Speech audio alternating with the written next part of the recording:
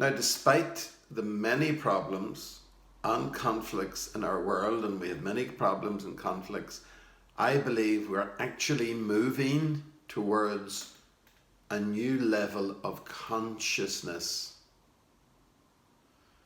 Now, this new level of consciousness has to do with an awareness of our essential connectedness, our interrelatedness, even our interdependence.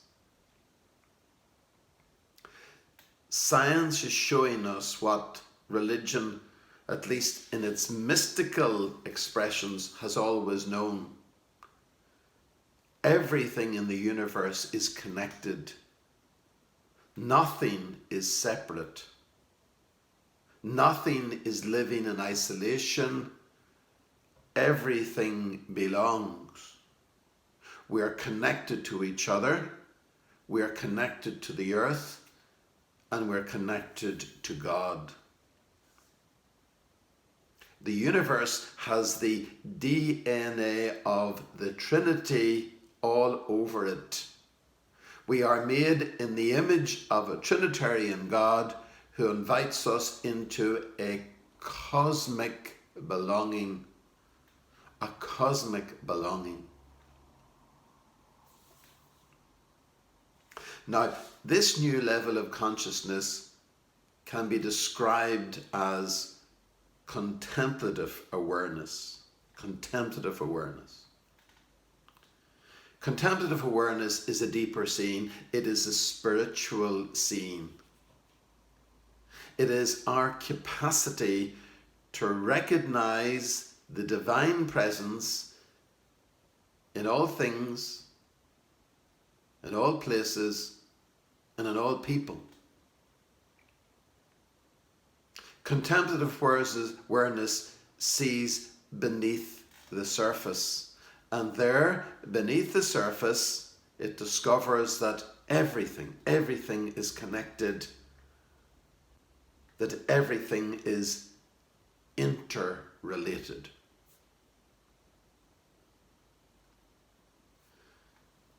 This is one description from Richard Rohr of this essential connectedness. He says, faith is not simply seeing things in their visible surface level, but recognizing their deepest meaning. To be a person of faith means to see things, people, animals, plants, the earth, as inherently connected to God, connected to ourselves, and therefore absolutely worthy of love and dignity. This is what Jesus prayed for, that we could see things in their unity, in their connectedness. In their connectedness. So, how then do we nurture this contemplative awareness? How do we develop a capacity for contemplative seeing? But I would like to suggest that there are 3 things we can do to nurture this contemplative awareness. The first one is this: we must learn to be, and we must be able to rejoice then in the act of being. Has it ever occurred to you that we are called human beings, not human doers? In our attempts to understand what it means to be human, being has primacy over doing. Being has primacy over doing. Now, this is something that is very difficult to accept in our Western culture. Because you see, Our Western culture promotes busyness, it promotes achievement, it promotes productivity, it promotes usefulness. We call that utilitarianism. Our culture will not let us do nothing. It will not allow us to be. But it is also true that we will not let ourselves do nothing. We will not allow ourselves to be. Why? Why won't we allow ourselves to be? Why won't we give ourselves permission to do nothing? Because we are wounded. Because we are carrying a very deep wound, which we call the wound of conditional love. At some stage in childhood, usually in early childhood, we felt that love was something that we needed to earn, that it wasn't free. This experience then gave rise to what we call our worth requirements, We have three basic worth requirements.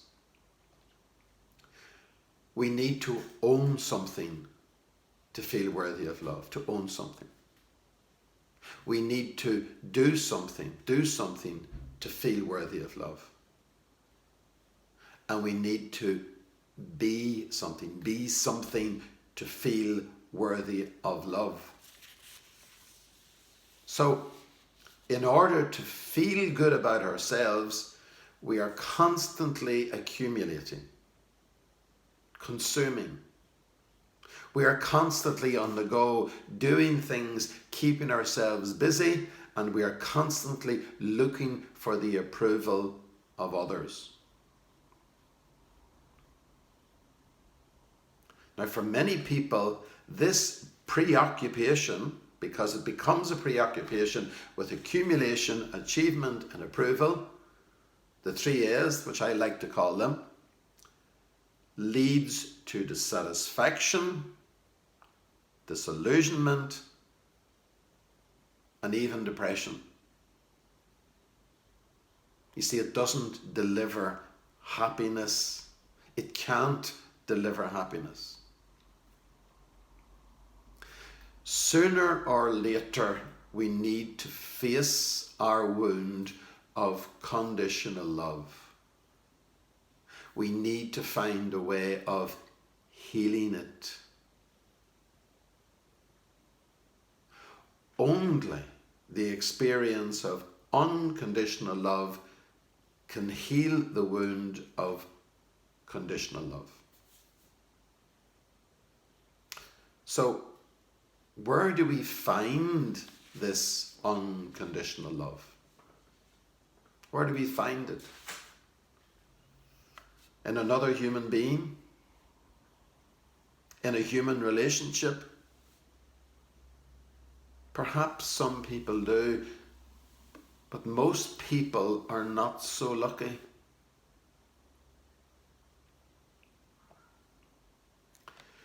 Jesus taught that God is unconditional love. He taught that unconditional love is available to us in the personal relationship that God has with each one of us. This is why he called God Abba, Abba. Abba is another name for unconditional love. It is a personal name for unconditional love. It personalizes it. Jesus himself was anchored in the experience of Abba's unconditional love, and that made him a free and compassionate human being.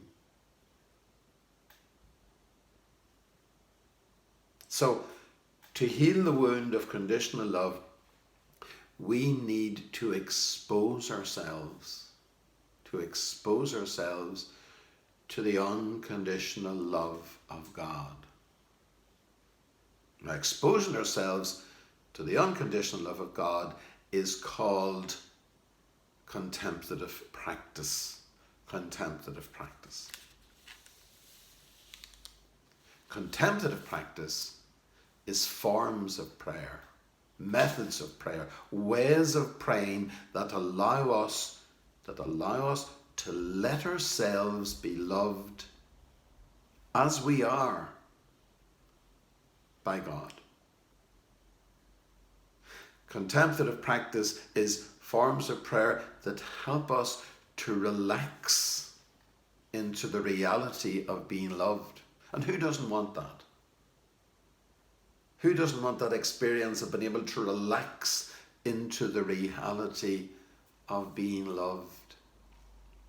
And that's why more and more people today are making space in time in their lives for some form of contemplative practice. And these people are discovering that their contemplative practice is changing them. It is making them feel more peaceful in themselves. It is helping them to accept themselves at a deeper level and also to accept other people. It is also allowing them to see in a new way. What these people are doing, they're seeing the connectedness of everything, They are recognizing that everything belongs.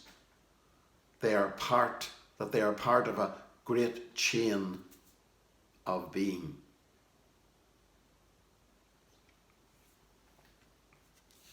So that's the first thing that can help us to nurture contemplative awareness. A second thing that can help us to nurture contemplative awareness is a simple lifestyle. My goodness, our lives today are so cluttered. They are full of things, most of which we neither need nor use. Too much clutter prevents us from seeing.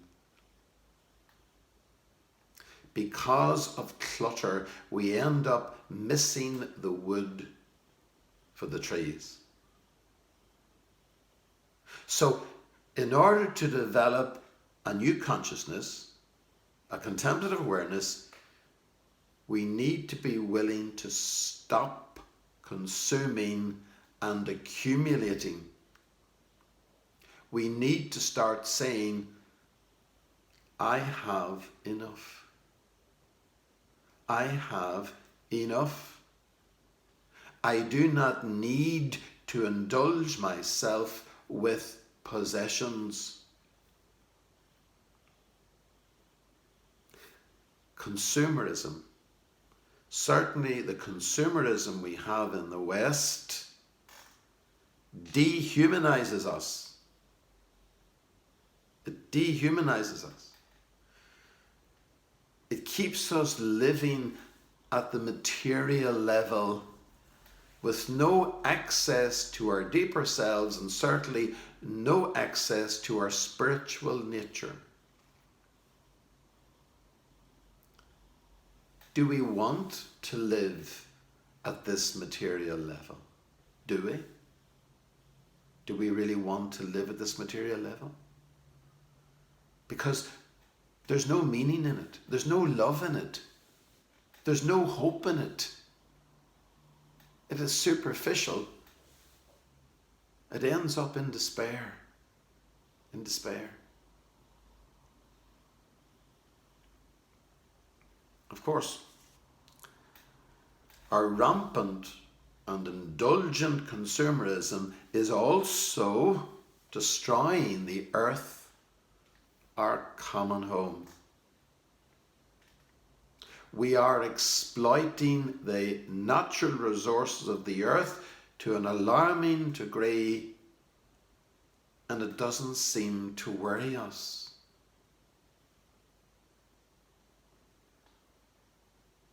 Living much more simply will not only help us to see in a new way, it will also save the planet. It will save the earth.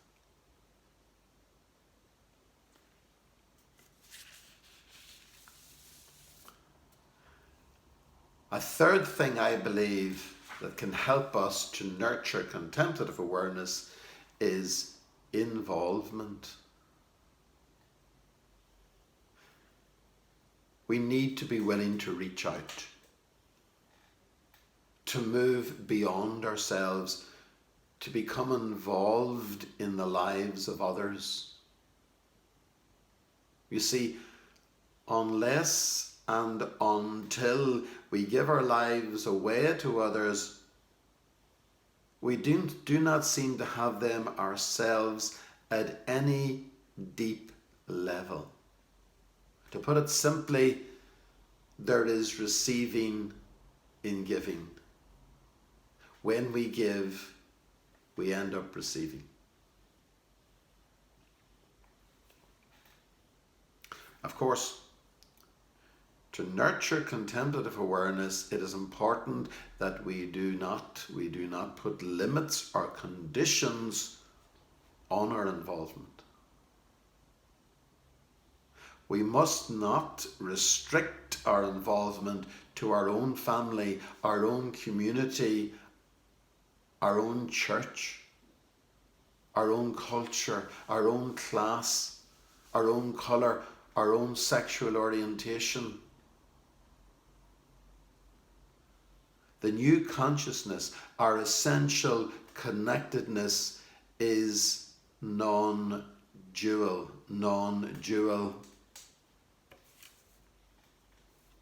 You see, contemplative awareness sees in a non-dual way. This means that it is inclusive. It is inclusive. It is about building inclusive community in the world. Building inclusive community in the world is, of course, God's project. It is God's project. A question we might ask ourselves is this: what is God doing in our world? What is God doing in our world? I believe God is creating in our world a community that is a reflection of the life of the Trinity. Now, this community is inclusive. No one is left out of it. No one is forgotten. No one is ignored. No one is isolated. No one is excluded.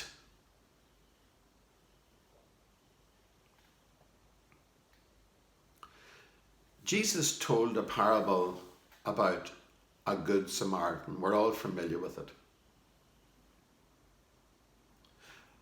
On the face of it, this parable is about compassionate involvement in the lives of those who are struggling and suffering.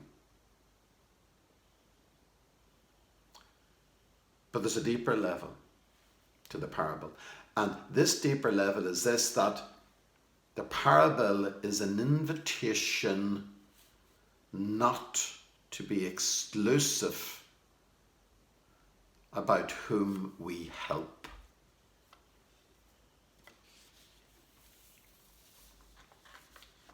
Who is my neighbour?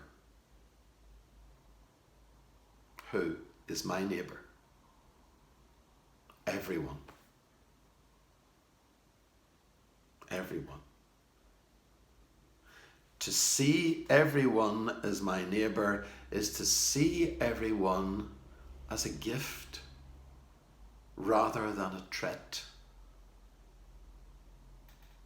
And this is what contemplative awareness is about.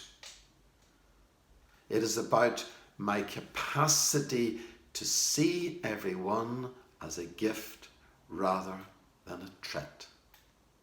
It is to see no stranger. To see no stranger. It is to see God shining through everyone, because everyone belongs to God.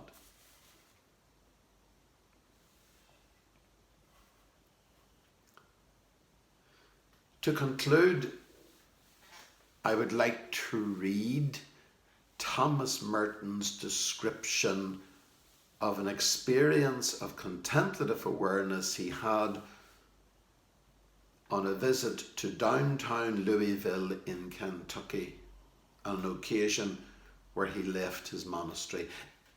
It was an experience that changed his life radically.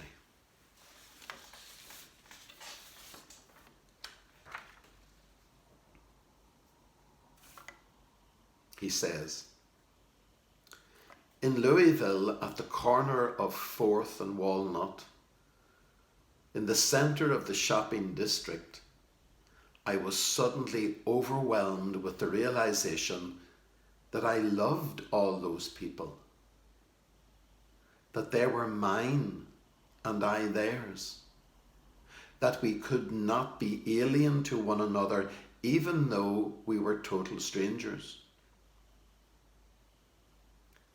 It was like waking from a dream of separateness, of spurious self-isolation in a special world, the world of renunciation and supposed holiness. The whole illusion of a separate holy existence is a dream. And he goes on, this sense of liberation from an illusory difference was such a relief and such a joy to me that I almost laughed out loud. And I suppose my happiness could have taken form in the words, thank God. Thank God that I am like other men, that I am only a man among others.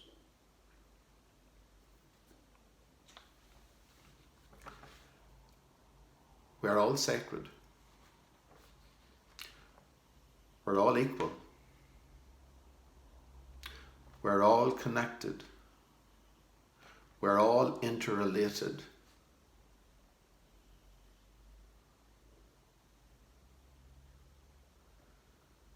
To recognize this, to accept it, to build on it, is to create a new future for our world.